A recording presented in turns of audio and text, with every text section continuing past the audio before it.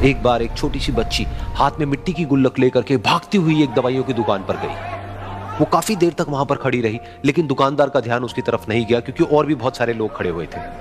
उसने दुकानदार को कई बार बुलाया, लेकिन वहां पर भीड़ इतनी थी कि दुकानदार का ध्यान उसकी तरफ गया ही नहीं। और फिर उस बच्ची को थोड़ा सा गुस्सा आया तो उसने अपनी मिट्टी की गुल्लक लेकर के वहीं काउंटर पर जोर से रख दी, जिसके बाद में जो दुकानदार था और जितने भी लोग खड़े थे वो सब उस बच्ची की तरफ देखने लग गए। और फिर उस दुकानदार ने उस बच्ची से पूछा, बेटे आपको क्या चाहिए? तो वो बड़े ही भोलेपन से बोली कि मुझे एक चमत्कार चाहिए। ये सुनकर के दुकानदार को कुछ समझ नहीं आया, ना ही वहां पर जो लोग थे उनको कुछ समझ में आया, और सब उसकी तरफ देखने लग गए। फिर दुकानदार ने बोला, बेटे चमत्कार तो यहाँ पर नहीं मिलता है।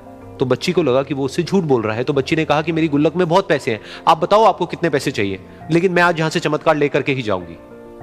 तो वहीं काउंटर पे एक और आदमी खड़ा था, उसने उस बच्ची से पूछा कि बेटे क्यों चाहिए तुमको चमत्कार? तब उस बच्ची ने अपनी कहानी बताई कि अभी कुछ दिन पहले मेरे भाई के सर में बहुत तेज दर्द हुआ, तो मेरे पापा मम्मी उसको हॉस्पिटल ले गए। उसके बाद कई दिन तक मेरा भाई घर नहीं आया। तो मैंने कई बार अपने पापा से पूछा, लेकिन उन्होंने मुझे कुछ नहीं बताया। उन्होंने बार बार यही कहा कि वो आ जाएगा, वो कल आ जाएगा, वो कल आ जाएगा, लेकिन वो आ ही नहीं रहा था। तो मैंने देखा कि मम्मी रो रही है, और पापा मम्मी को कह रहे थे कि उसकी दवाइयों के लिए और उसके इलाज के लिए जितने पैसे चाहिए उतने मेरे पास में नहीं है, अब उसको कोई चमत्कार ही बचा सकता है। तब मुझे लगा कि अगर मेरे पापा के पास में इतने पैसे नहीं भी हैं तो क्या हुआ, मेरे पास में तो है। तो मैंने जितने भी पैसे जोड़ रखे हैं वो सारे लेकर के मैं इस दवाई की दुकान पर आई। फिर उस आदमी ने उस बच्ची से पूछा, कितने पैसे हैं तुम्हारे पास में? ये सुनते ही उस बच्ची ने अपनी गुल्लक उठाई, जमीन पर फेंकी और तोड़ दी, और पैसे गिनने लग गई। बाकी सब लोग खड़े होकर के उसको देख रहे थे।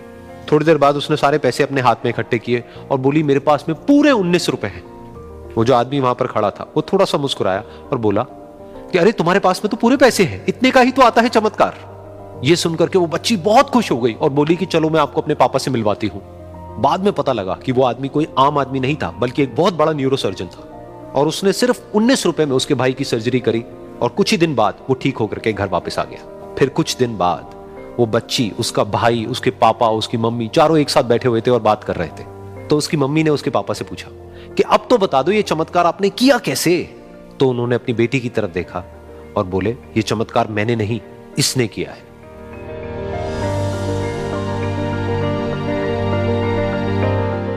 तो यहां पर एक बहुत बड़ी बात है जो हम उस छोटी सी बच्ची से सीख सकते हैं कि जिंदगी में कभी कभी ऐसा होता है कि हमको कोई रास्ता नजर नहीं आ रहा होता है और हम लोग हिम्मत हार जाते हैं। तब हमारे अंदर एक बच्चा होता है जो कोशिश करने से कभी भी पीछे नहीं हटता है।